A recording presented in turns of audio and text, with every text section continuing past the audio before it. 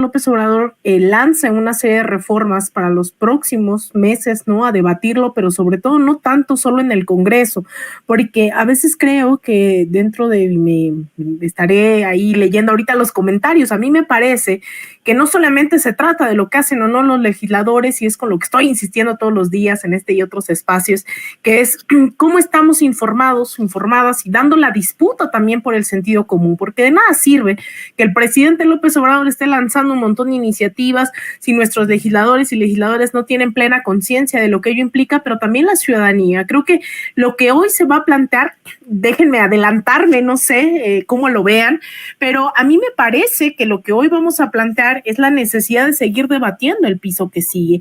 Y ese piso que sigue tiene que ver con cómo reformamos un poder judicial a través primero del pleno conocimiento de qué están haciendo. Ya lo vimos descaradamente durante todos estos meses, cómo encubren criminales, cómo encubren una red de clientelismo, corrupción, etcétera, etcétera, el Poder Judicial, qué es lo que implican estos órganos autónomos, qué es lo que implican los medios de comunicación, no los periodistas, sino los grandes poderes fácticos detrás de estos medios corporativos.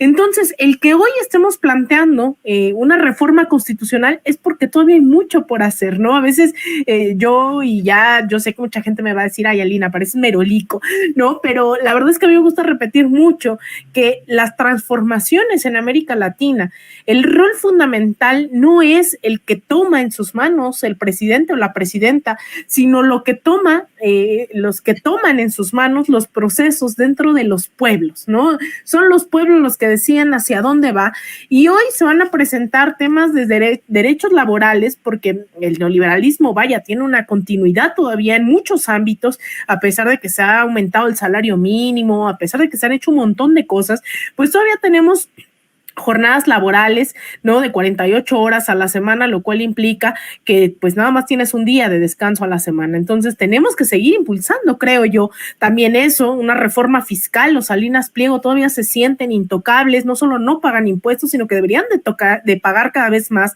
¿no? Eso yo lo creo. El Poder Judicial, también recordarán, el tema de los pueblos originarios es fundamental. Eso es un reclamo también de pueblos originarios que han acompañado este proceso, pero que también dicen, oigan, ya hubo un levantamiento en 1994 en donde todavía se tiene que poner mucho sobre la mesa.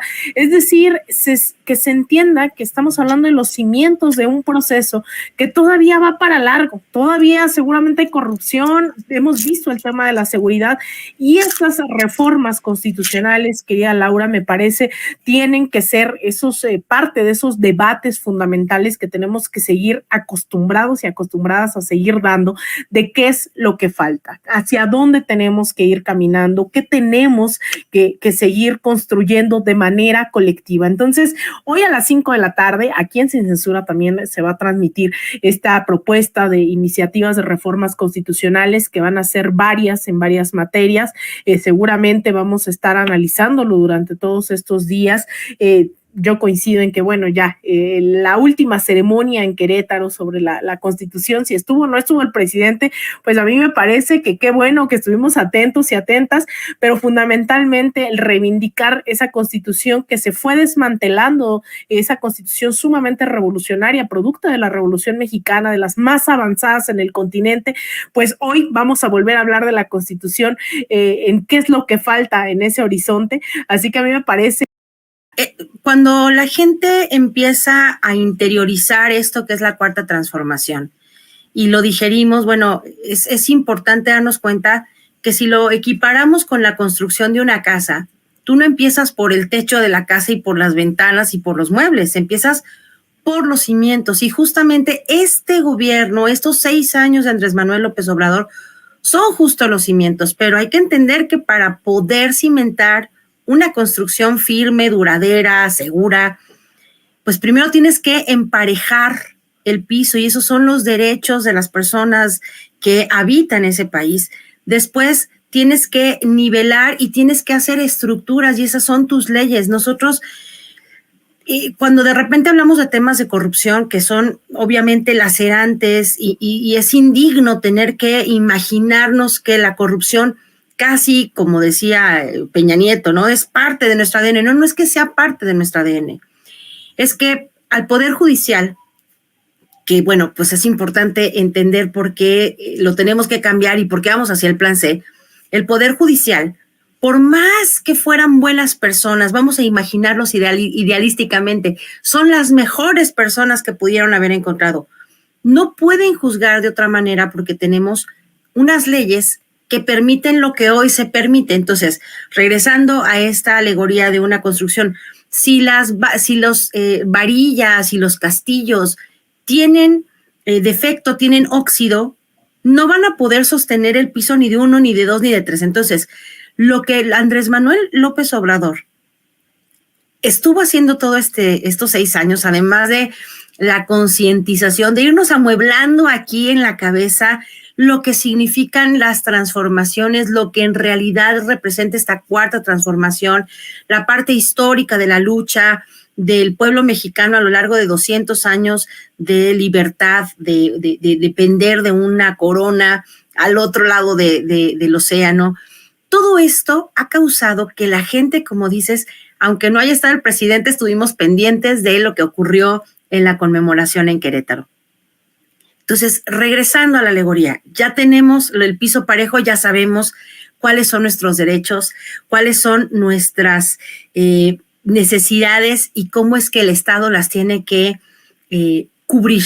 Ahora vamos con las leyes y ese sistema legal que, bueno, en parte se pudo avanzar, también hay que entenderlo como que la Corte son como esos bichos que corroen el óxido y que generan, el óxido dentro de las estructuras. Ellos son los que estuvieron minando el avance legislativo. Hay muchísimas cosas, como dices, en las que no se pudo avanzar tanto como se quisiera, no porque no tuviéramos buenas leyes para cambiarla o buenas intenciones de cambiar las leyes. Primero contamos con un legislativo que todavía pregunta cuánto me vas a dar por aprobarte esta ley, cuánto me vas a dar a lo mejor en dinero o a lo mejor en puestos de poder. Y por otro lado tenemos una Suprema Corte que le litiga, o un Poder Judicial que le litiga a los empresarios que les dan pues jugosas ayudas económicas para sus bolsillos y para los futuros de sus familias. Entonces, nosotros no podemos imaginar, Alina, que que ya avanzamos mucho en una parte social, como dice Federico Bonazo, ya crecimos, ya la parte que se asentó en nuestro pensamiento va a lograr que trascendamos al segundo piso de la cuarta transformación, pero la parte legal está endeble. Este paquete de reformas, pues obviamente nos va a servir para que se funde, ahora sí que el primer piso quede firme, el primer piso de la cuarta transformación. México, desgraciadamente, bueno, dicen los abogados que tenemos uno de los sistemas legislativos más robustos. Los juristas te pueden decir que tenemos de las leyes más completas, que tenemos unas redacciones impecables, tenemos leyes para aventar para arriba, para regalar. El problema es que muchas de esas leyes están hechas ad hoc para que se transformen en el beneficio directo de aquellos que mandaban hacer las leyes. Pues a eso se dedican los cabilderos, ¿no? A buscar que el legislativo produzca leyes que aparentemente luzcan como algo innovador, algo bueno, pero en realidad pues sirven para fregar al pueblo. Entonces, esta parte, como dices, son los últimos 9, 7 meses de la presidencia de Andrés Manuel López Obrador. Para el legislativo serán 3 meses de intenso debate. Al parecer el PRI estaba diciendo que iba a pensársela y que ya iba a tomar ahora sí que la decisión de votar a favor las reformas, porque se han dado cuenta, ellos lo están viendo de manera clientelar, eso lo sabemos, pero también nos damos cuenta de que no se ha podido avanzar tanto como se pudo haber hecho con un presidente, híjole, no tenemos que decirlo, es un hombre íntegro, cabal, honesto, congruente, y es al único al que se le ha tomado un cariño más allá de la simpatía que pueda generar en los primeros años. Entonces, pues incluso los del PRI están pensándosela en tomar ahora sí la decisión en sus manos, porque sin ellas no vamos a poder avanzar mucho y el retroceso que genera esta revisión y estos votos particulares que pesan doble en las salas a las reformas ya aprobadas, pues minan obviamente la gobernabilidad de parte de quienes además imparten justicia en contra del amolado y del pobre, que era pues de hecho el espíritu de las leyes, de acuerdo con Morelos, que las leyes y los tribunales sirvieran a los más desprotegidos en contra del ataque de los que tenían dinero y poder. Entonces es bien difícil porque sin las leyes es una reforma útil. Las leyes actuales siguen operando en contra de la justicia que reclama el pueblo, que siempre es el más amolado, ¿no? Claro, querida Laura, pues coincidimos en bastantes puntos, ¿no? Me parece que insistir una y mil veces sobre que las bases que se han logrado sentar durante estos últimos 5 años, ya casi 6, lamentablemente, pues son solo el comienzo, y esto dependerá de también la participación directa de la ciudadanía, el involucramiento en todos los niveles, también de las y los ciudadanos en defensa de esa Constitución.